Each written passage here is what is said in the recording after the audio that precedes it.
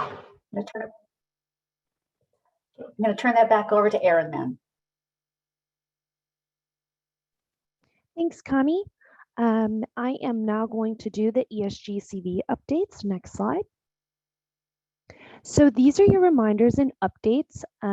They're to please try to submit a request for funds up through 12/31/2021 this month so that we can draw down as much as possible in Q5. And the Q5 report form is also available and must be completed by January 19th. And Kim just dropped in the chat a link to fill out that quarterly report form. Next slide, please. We're now going to talk about the HCD office hour updates. And there is a reminder that starting today, you did have to use a new office hour slide registration link. And please send this on to anyone who needs to attend the office hour session. And once you register, you'll be able to download the calendar series to your device. And then I'm going to talk about the upcoming office hours topics. So January 19th, which is next week, Wednesday, there will be no HCD, ESG, ESG-CV office hours due to the racial equity and CES training, and that will be at 11 a.m. Pacific time. On January 26th, we will talk about ESG written standards and best practices. And on February 2nd, we will talk about ESG-CV new provider orientation. Next slide. These are some COVID-19 response resources, and you will be able to click on these links once your grant administrator sends out the links or in the training that will be available online. Next slide, please. And these are the ESG resource links. Next slide, please. Are there any questions about any of the ESG or ESG-CV updates that were provided this morning? If so, you can put them in the chat. And we'll give it about a minute or so for anyone to drop any questions. There was a question that was answered in the chat, and that was about fiscal year 2022-2023 ESG-CV funding. But Heather did answer that ESG-CV funding was one-time allocation through the CARES Act, and there is no additional funding years.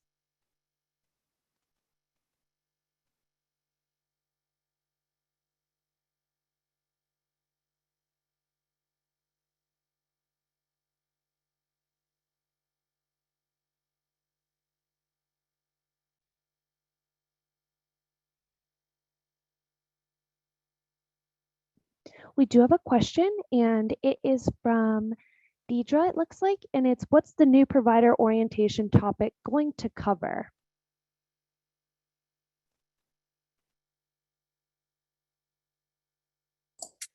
Molly, I think for Deidre's question, we can get back to her about that, and we'll include that in the office hours materials when we email that out this week. Great. Any other questions?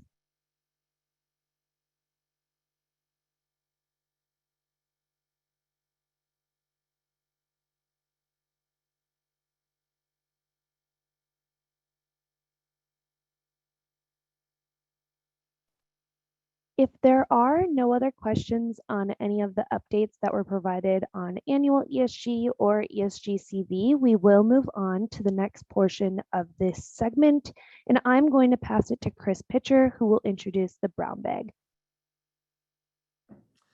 Thanks, Molly, and thank you all for joining us this morning in California. My name is Chris Pitcher. I'm the Training and Technical Assistance Lead for the ICF contract. I want to talk a little bit about what brown bags are. We did a soft launch last week. Today is a little bit more of our harder launch for brown bag presentations. So I have the fortune to work with a lot of great training and technical assistance partners. So we're bringing them to these office hour moments to be able to also talk through some topics. So we did a training last year called Leveraging and Braiding Funds. It's available on the HCD website as a recorded training.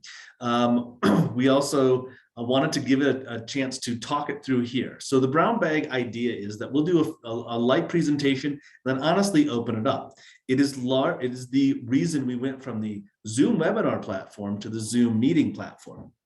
Zoom meeting allows you to talk freely. We want this to be a place where you freely exchange ideas with one another, with us, ask us questions, or probe our presenters a little bit more for more information about what it is they're presenting, and peer share as well. So you have the ability to unmute yourself when we're done with the short presentation, have that conversation, and really be part of talking through leveraging and braiding funds.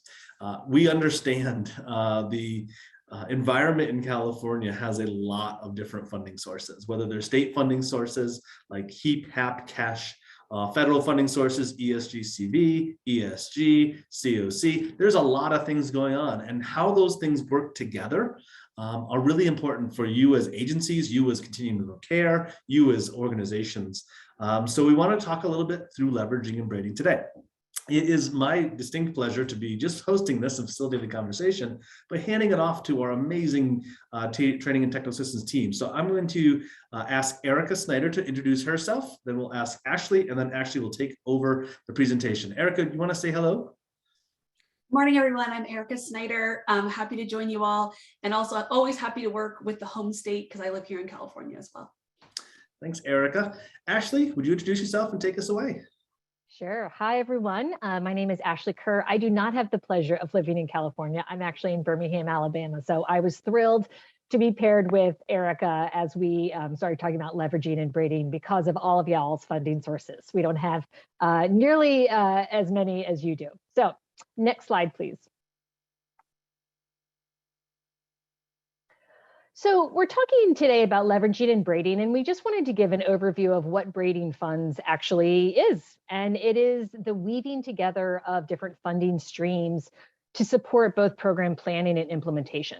So most of your agencies are already doing this if you have more than one funding source. And today we're going to talk about how braiding can be done when you are using ESG, ESG-CV, and then other state and local funding sources to prevent and end homelessness. Next slide, please. So I think the best mantra to use here is supplement, don't supplant. So when we talk about braiding, braiding is when funding sources are coordinated to support the cost of a program rather than using federal funding to replace a local funding stream. Funding, of course, also increases the level of services, but is not used to keep a program whole because the existing funding stream reduced its investment. And braiding is also when funding can be tracked back to the original source rather than paying for costs that would otherwise be paid for with state and local funds. So again, the mantra is supplement, don't supplant. Next slide, please. So let's talk a little bit about the maintenance of effort. So it's applicable to both emergency shelter and street outreach services. The general requirement is that ESG federal funding cannot replace or reduce the amount of non-federal funding. So local governments must maintain that same level of either street outreach or emergency shelter essential service funding that they spent in the previous 12 months. So you're going to ask, what happens if the local government is not able to maintain funding at the current level? Well, you do have the ability to request from HUD to determine that the local government is in severe financial deficit. And you can also ask to waive the maintenance of effort requirements if the local government is not able to meet the requirements and then would not meet the criteria in the statute that we have put, or the regulation that we have put here that's hyperlinked on the slide. And that's really where HUD determines that a local government is in a severe financial deficit. I do want to point out with waiver requests that determinations of severe financial deficit require additional legal review. So it can really be a lengthy process. It is not a quick fix. HUD is never going to commit to a time frame for when they will actually provide the final response to a waiver. So in all honesty, yes, you can request a waiver, but really you need to think about how you do not, or that you are in compliance with the maintenance of effort rule. I will also point out that ESG-CV does allow for reimbursement for preventing, preparing, and responding to COVID. So communities actually could use local funds upfront and then use ESG-CV to reimburse themselves. Because you're not able to replace or reduce the amount of non-federal money in either that street outreach or emergency shelter essential service, what you need to do is look at what was funded in the last 12 months and then assess if you're able to use your ESG-CV funds in excess of that amount. If you are, then you're golden. Next slide.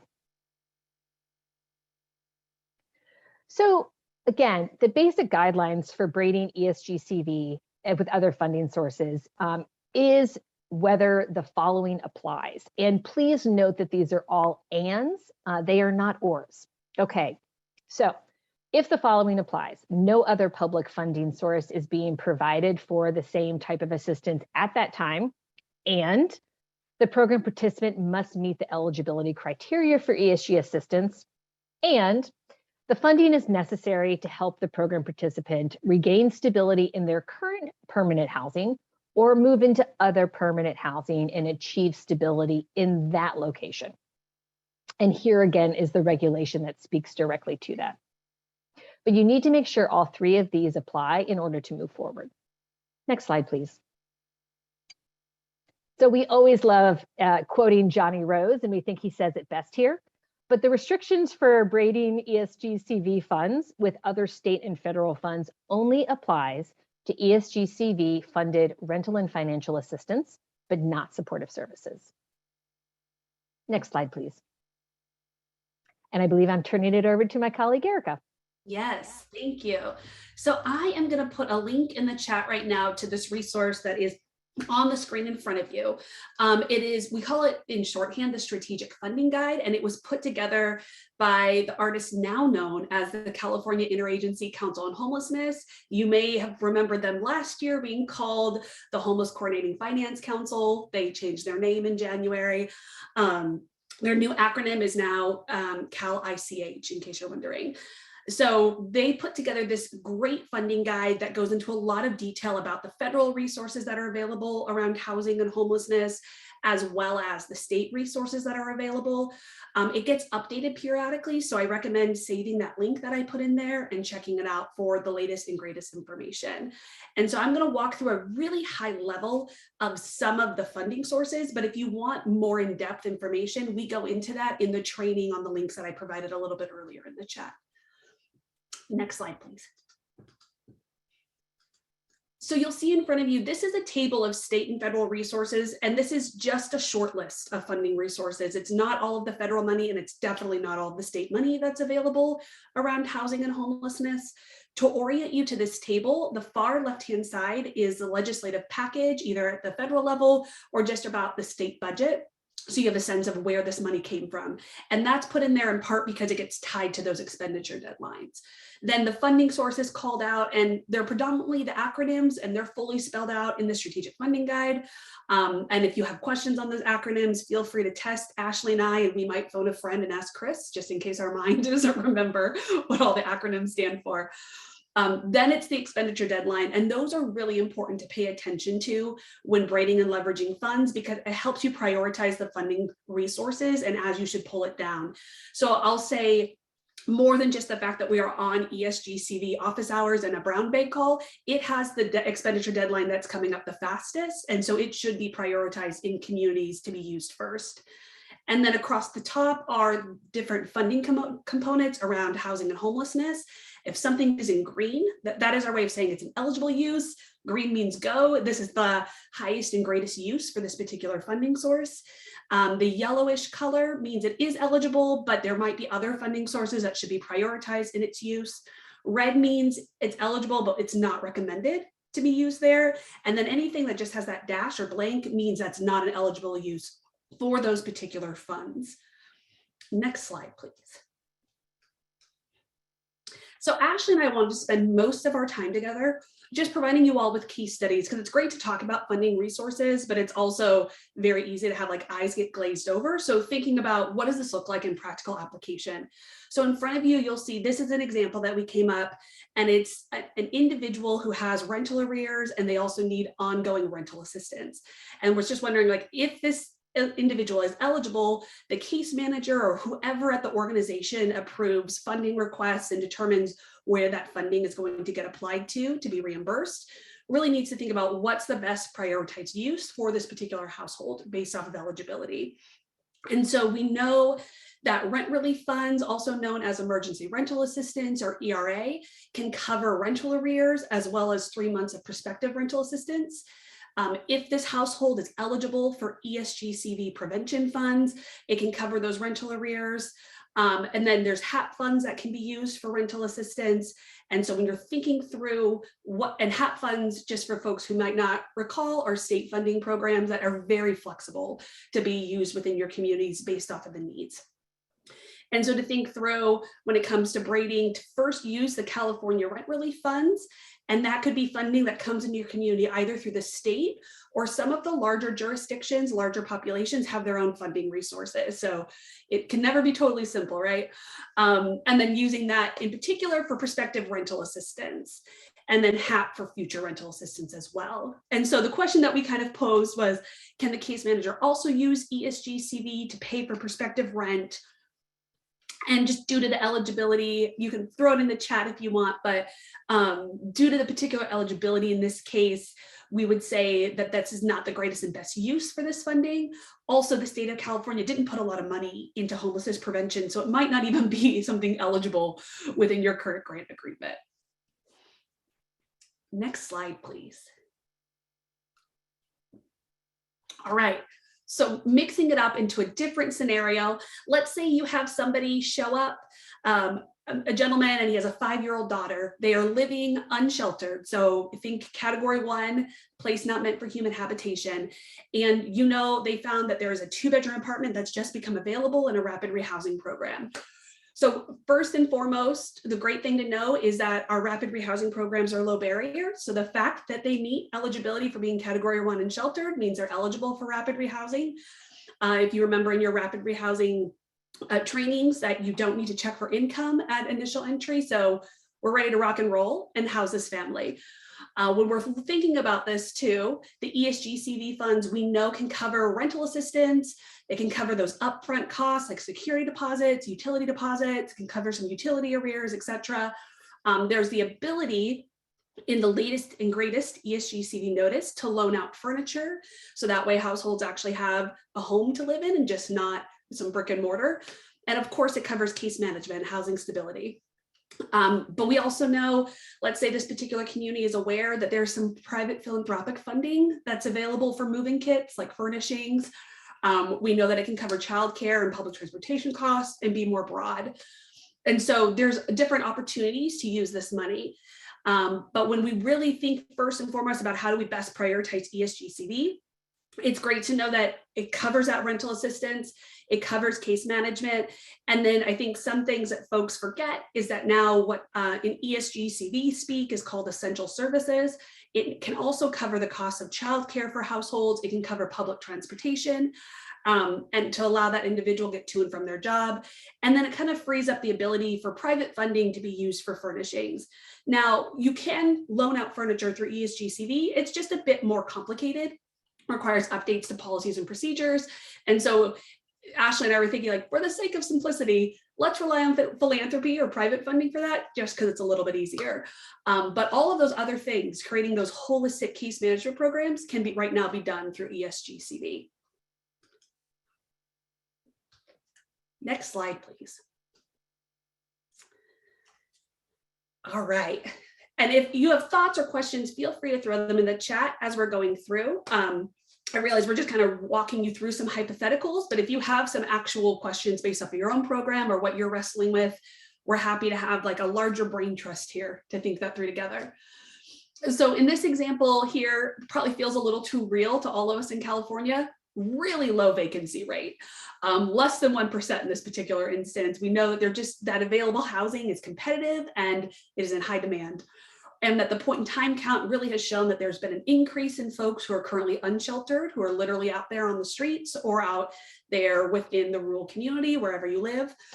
And that we need more units in particular if we're going to address actually getting folks housed.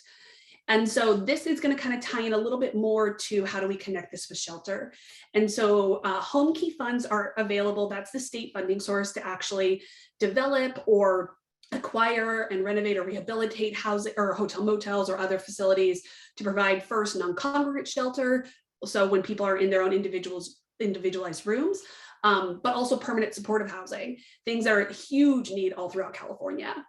And then the Community Development Block Grant, or CDBG, that was passed in the CARES Act, has funding that's available to pay for the rehabilitation of properties, but also it's a great resource that can provide public services. There's normally a cap with CDBG-CV on how much for public services, and that's been waived through the CARES Act. So that's been used in some communities around emergency shelter or street outreach, other areas that have historically been underfunded. The home ARP, and home just stands for, I believe it's like the home investment program. So it's nothing, that's not too hard of an acronym. That's funding that's coming both to the state and to entitlement jurisdictions, so populations over 50,000 to actually pay to develop affordable housing.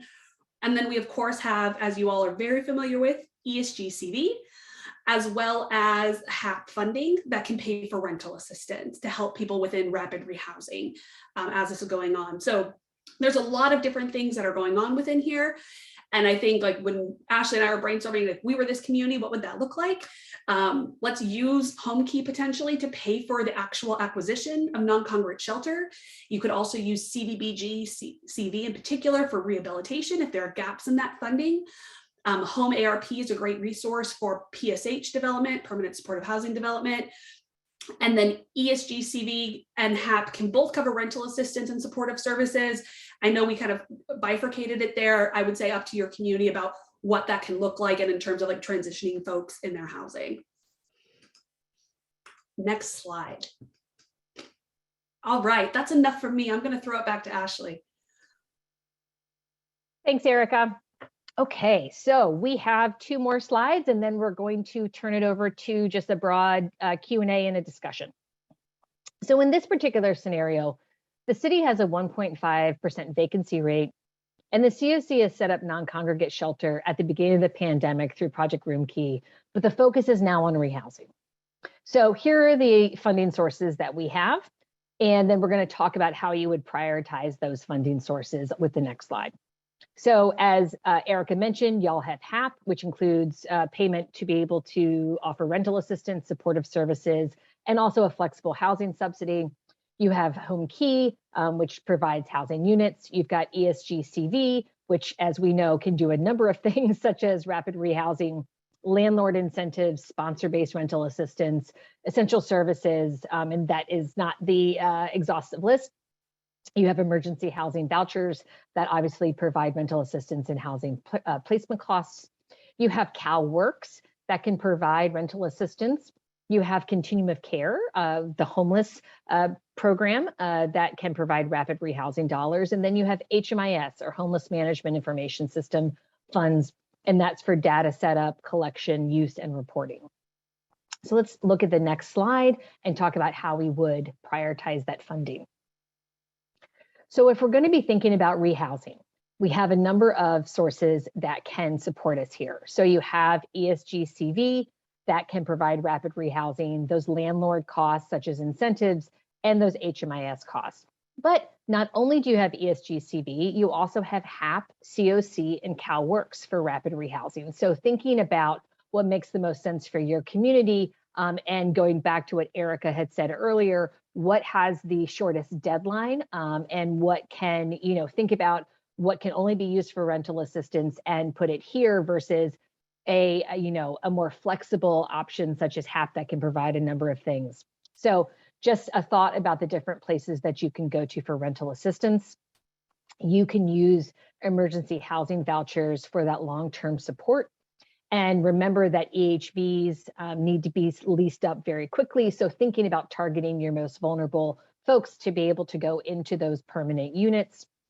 Obviously, we talked about Project Home Key that actually does have the available housing units, but then you've got CalWorks for rental assistance. And then, of course, after your ESG-CV, your HAP, your CalWorks, you can think about COC funded rental assistance. So there are just a number of ways that you can structure this in your community We just put in one scenario here, but of course, you really need to think about local context and what makes the most sense, what has the shortest deadline, what has the most funding that needs to be spent, and then what are the other, sort of parameters in your particular community that are needed to address in order to think about how you're going to braid successfully. All right. I believe we are going to go into the Q&A section, or portion of this time. So let's go ahead and turn it back over to Chris. Thanks, Ashley. Aaron, you can go ahead and stop the recording now. As I mentioned before, this brown bag discussion piece